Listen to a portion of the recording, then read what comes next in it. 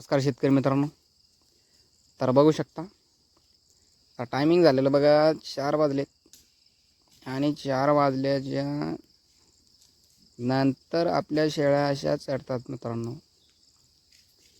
तर 5 वाजेपर्यंत शेळ्यांना चालता सुद्धा येत नाही मित्रांनो, अशा शेळ्या आपल्या चरतात.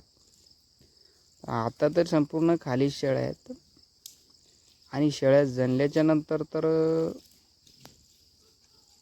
सरतातच. आणि पण जेव्हा शेळ्या आपल्या गाभण राहतात तेव्हा तर खूप बेजाऱ्या होतात शेळ्यांना. चारा भरपूर शेळ्या खातात आणि चारा भरपूर खाल्ल्यामुळे शेळ्या पिल्लेसुद्धा लहान देतात.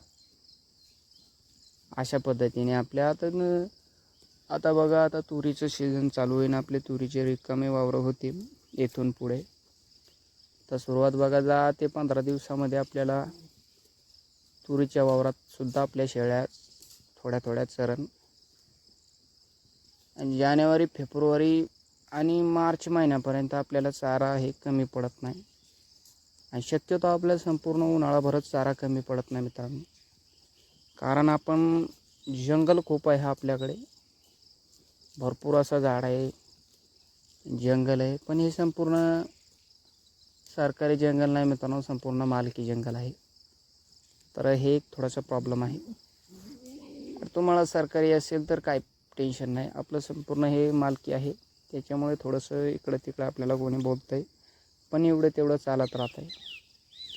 पण जोपर्यंत करतो आहे आपण तोपर्यंत फिरस्तीच करणार शेळीपालन.